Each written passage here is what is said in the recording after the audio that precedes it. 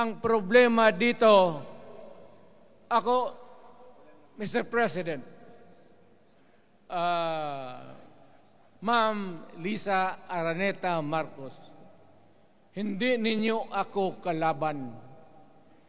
Wala akong sinasabi ng masama. Hindi lang ako makakampanya noon. Alam mo, iniiwasan ko ito. Itong panahon na ito talaga ang iniwasan ko kasi mapipilitan ako ngayon magsalita laban ng mga tao sa gobyerno. Alam mo, Mr. President, hindi ako maghingi ng tawad. Kagawan mo yan eh. It is your responsibility sa sarili mo. What you do in this world binds you.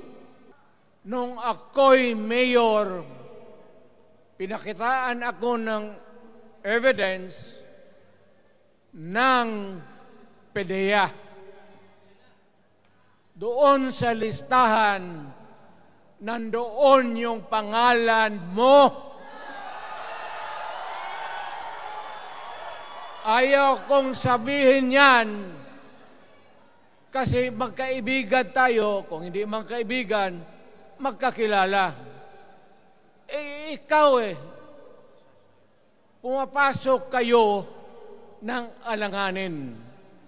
Mr. President, baka susunod ka sa dinaanan ng tatay mo. Diyan ako takot. Ayaw ko mangyari sa iyo yan. Pabor lang, ako namang nagmamakaawa kasi it will divide the nation at madugo itong panahon na ito. Bakit pumasok sa utak ninyo yung People's Initiative? Anong nakain ninyo?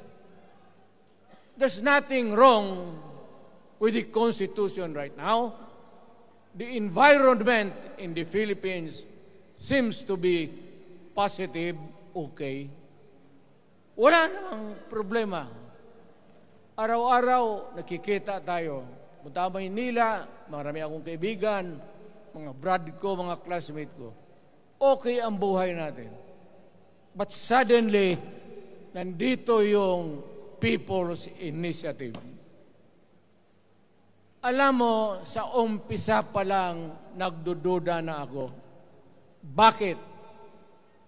People's Initiative manggaling sa tao.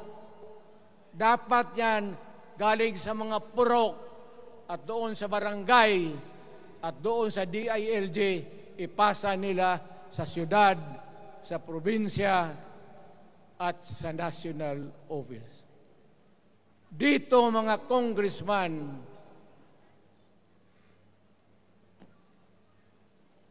gumagalaw yan, huwag mong pigilan. Ngayon kung ikaw nandyan, naupo ka, you stop the process of governance, hintuin mo kasi pahabain mo ang termo mo. Gusto mo, sabi ko nga sa iyo, Mr. President, kaibigan kita, Bingbong. Pag pinilit mo ito, lalabas ka ng Malacanang kagaya noong panahon na pinalayas kayo.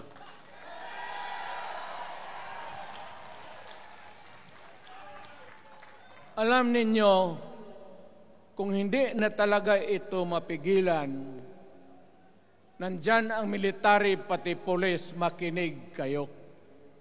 Pag-aralan ninyo kung ano yung pinapakain nila sa taong bayan.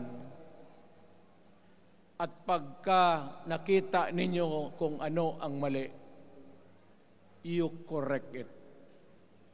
Nasa inyong kamay na yan. Ganito yung plano. Presidential, tapos parliament. Ang presidential, lahat kayo, ako, ikaw, lahat, hanggang doon, nagboboto, direct vote, to elect a president. Itong parliament, prime minister lang ang magboto, yung mga assembly who are the congressmen now. Putang ina ninyo, wala akong tiwala sa inyo. Wala kayong prinsipyo, bukang pera kayo lahat. Yan ang totoo. Kaya gusto ko, pag letse nga pumasok ang military, palitan ninyo lahat. Arestuhin ninyo kasi nagsasayang ng pera at yung ginagastos nila is a fraud, swindling ang ginawa nila. You must account for the wasted money, for the money that you bought the signature of a Filipino. Bribery.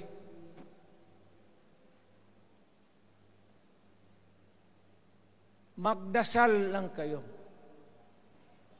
Alam mo, presidente, tapos mag-parliament, tumatakbo ng assemblyman o congressman niya si Sandro, tapos ipasok nila sa assembly, gawain nilang prime minister. Yan nga ang sakit ng Pilipino. You want to perpetuate yourself in power at the expense ng buhay ng bayan. Mabuti sana kung bright kayo.